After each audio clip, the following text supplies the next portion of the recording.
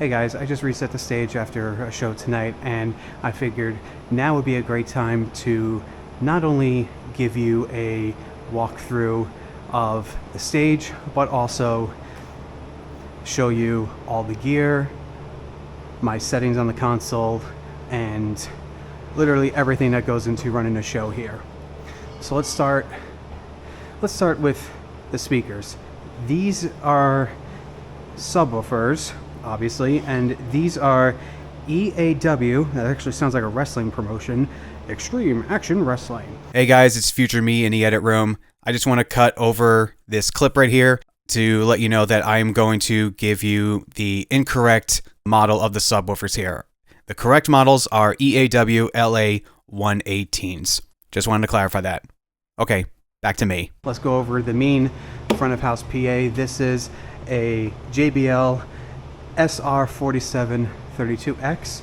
We have one here and obviously one right there. So on stage right and stage left, we have,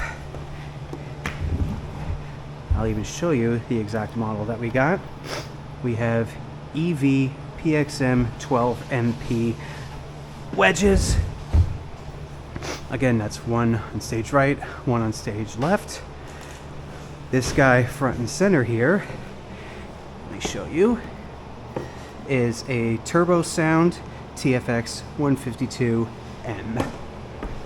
And the drum wedge. Hey guys, Future Me again. I'm going to give you more incorrect information about the exact model of this monitor head. This is an EV ZLX 15. Okay, back to my mumbling. We had another one of those Turbo Sounds back here, but a drummer spilt beer on them. So these are the backup monitors. So we have two Tech 21 4x10 cabs for guitars. Obviously one on stage right, one on stage left.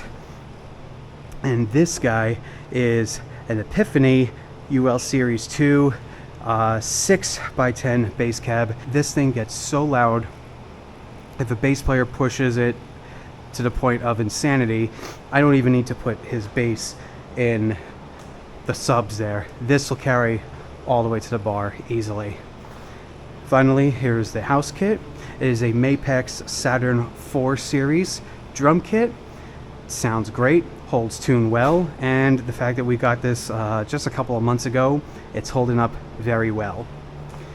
Here's the other Tech 21. These things have been here since before I even started working here. I used to come here all the time for shows, and these same cabs were still here. Finally, what a lot of you have been asking, let's go over the stage box and where everything is routed. Let me take you to the sub-snake right here. So on here we have input 1 is kick drum. Input 2 I save for in case a drummer has a sample pack, put it right in there, or most of the time it's a trigger for the kick drum. Channel 3 is snare. 4 is tom 1. 5 is tom 2. The floor tom, I would have it right here. It was labeled floor tom, but the floor tom mic, I find it better to wrap it around the drum riser and go into the stage box there. So this I don't use. And then finally, input 8 is center lead vocal. If I have overheads, I'll put in 6 and 7. Drum mics, I have my personal EV PL35s still hooked up to the drum set. Future Me again. This is a Shure PGA 57. And our kick drum mic. I'm sorry guys, I was really tired after this show. It's also 93 degrees inside the venue right now as I'm doing this, and I am just completely exhausted, so I butchered this mic again. It is a Beyerdynamic TG D71C. And I think this is what you all want to see right here. So let's go over the stage box. So as I showed you here is kick, drum samples, snare, tom 1, tom 2, floor tom. These are spares in case I want to plug anything into that. 9 is the bass DI, which is routed behind the drum riser, sitting on top of the bass cab right there. 10, 11 are spares. I usually use them for keyboards or laptop backing tracks. 12 is stage right guitar. 13 is stage left guitar. Vocals. Channel 19 is stage right. 20 is drums in case we need it. 21 is stage left. And 22 is center. Those are the default inputs that we use here and what I use personally every single show. Monitor 1 is center. Monitor 2, stage right. Monitor 3, stage left. And monitor 4 is this guy right here. That's the stage box. Let's go over to the console. So I finished a show. I did not reset the board yet.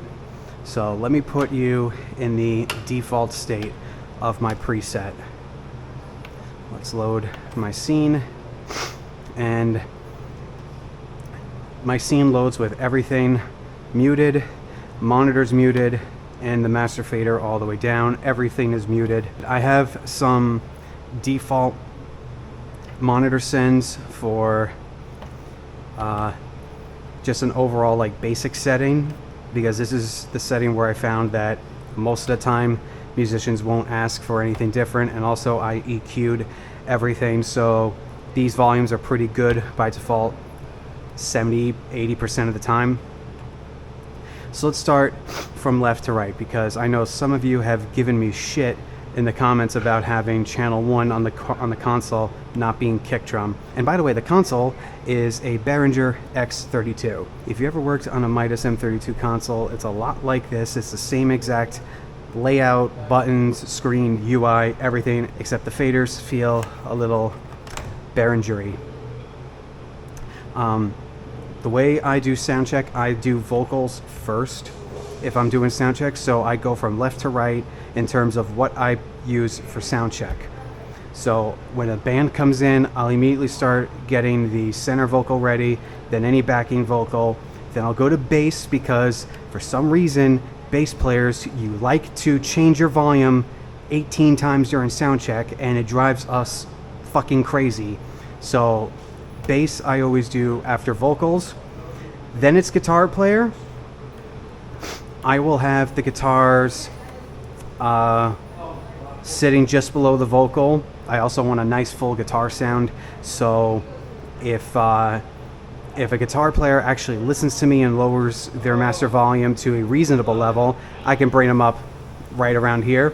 But if they decide that they want to be Eddie Van Halen and blast the living shit out of their amps, I don't even pod them up, because those Tech 21 cabs just carry throughout the club. Then I do any backing tracks, which are usually laptops or any other aux cable I have.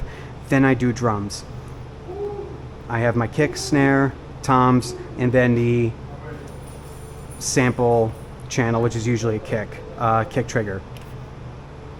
I have channel 2, I have my keyboard channels here, and then these are literally just spares in case I need it. I almost never use these channels except for this.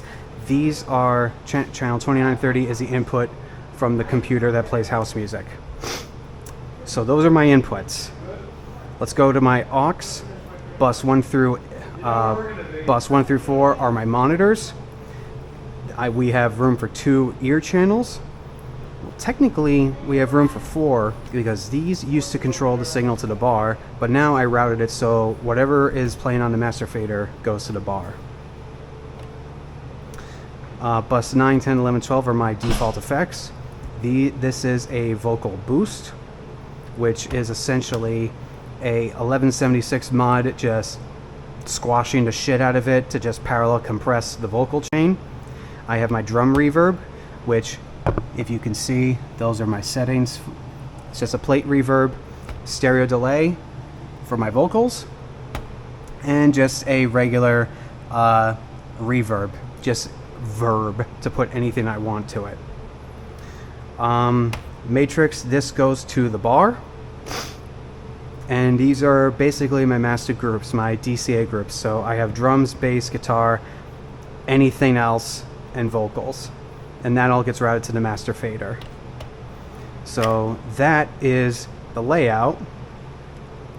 Let's go with the EQ setting, and I hate saying the word trigger warning, but look at that EQ curve. So because this place is not really soundproofed, or it has no acoustic treatment in here, hence the sharp EQ curves on the stage, because if I don't do this EQ here, there is just nothing but feedback, and those mics by default, because they're so close on stage, they act as overheads. So I have to deal with the vocals trying to cut through and also the cymbals. So mixing vocals in here is actually pretty tricky. Here's my default guitar curve. I just put a high pass filter on around 120, 130, and a low pass around 7K. Bass, I cut out some lower mids. I put a high pass filter on around 60 to 70 hertz because I want the kick drum to have all the sub low ends. I know that's a controversial thing to say. I'm on the side of let the kick drum have all the sub frequencies and have the bass cut those out. Jesus, I really got to rehearse what I'm going to say here in these videos. So what I'm really meaning to say as I'm talking over myself is I like to have the kick drum have all the gut punch low end of the sub lows and have the bass have the low ends to the lower mids. To me, if it was the other way around, I wouldn't be hearing a lot of the gut punching oomph from the kick drum. So I've always mixed with that mindset. In my studio recordings, I have a high pass filter on the bass guitar at like 60 or 70 hertz, and I let all the sub lows be for the kick. But that's just my preference. You can do however you want. What else? What else can I show you? Here's my kick EQ. I like a real clicky, snappy kick, and it's really the same story for all my other drums. The next effect in my chain is dynamics processing. When I'm doing sound check, if I ask a vocalist to start singing, or better yet, if I start a bass player to have them start playing, I like to have everything routed between, at the very minimum, -18, but I usually get them sitting between -18 and -6. And before anyone even remotely starts going, oh, you go above -18, you never ever go above -18. Look, I am on my digital console at my home studio right now, and I'm hovering right now at this speaking volume at -6. You don't hear me distorting, do you? Now, if I really talk louder, there, that's distorting. And where my gain is at right now, that's inappropriate for me to be screaming like that. Basically, a guideline for me when I'm getting an input gain for something as dynamic as a vocal chain, I want the absolute bare minimum to be -18, and the absolute highest peak when they're screaming at -6 at the absolute top. A sweet spot for me is around -12. That's where I would love to be on average, is between -10, -12, around that area. Basically, on the little light on the top left of the console, be the first 2 oranges or the first 2 yellows. I like to be right in that area.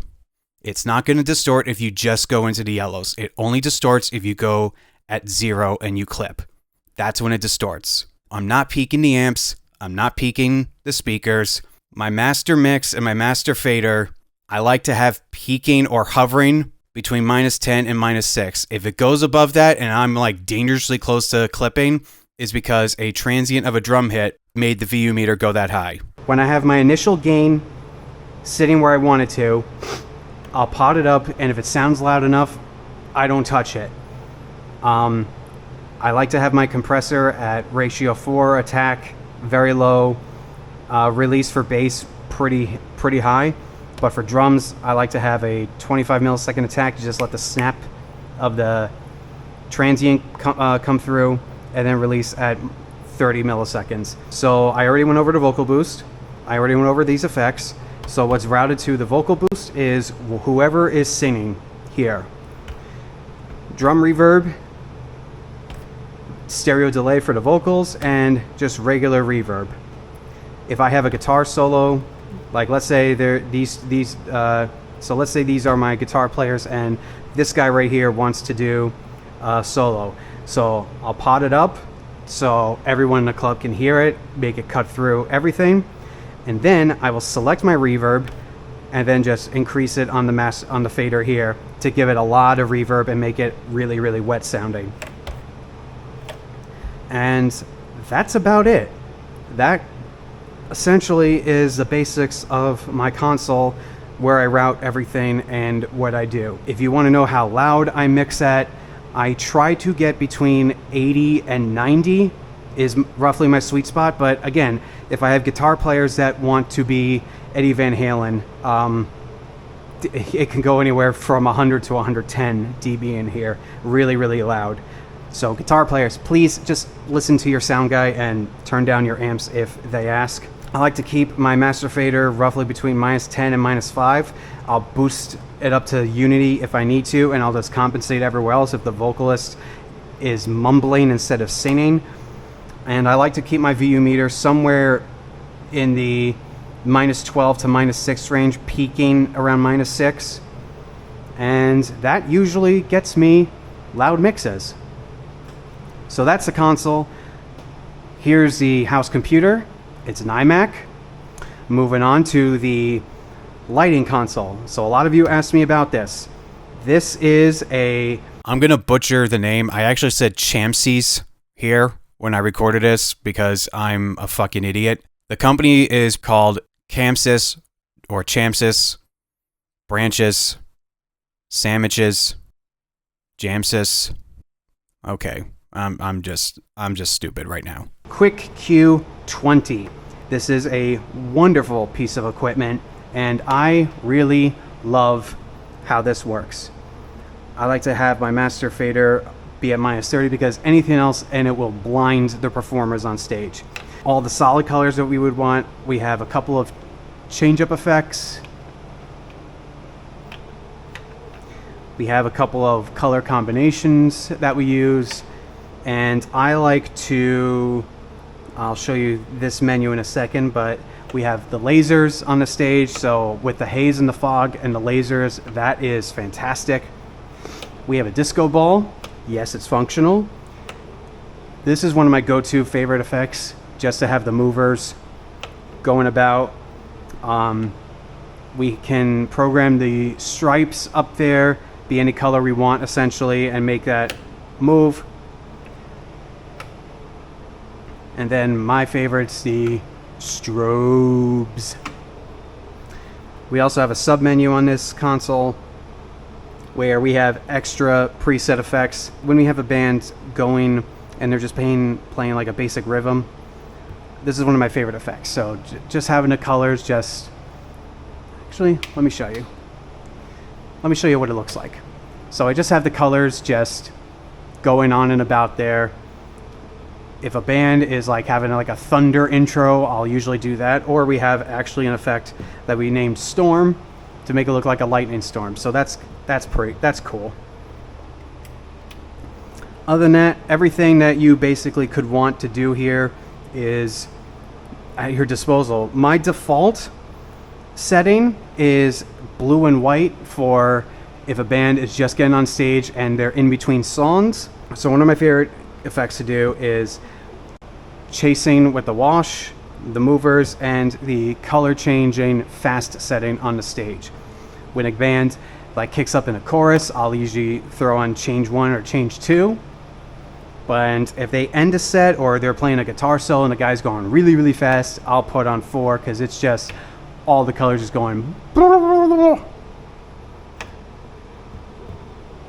So that's that. This is the lighting console, and that basically is the end of the gear and the routing at this venue. Thanks a lot, guys. Catch you at the next one. Peace.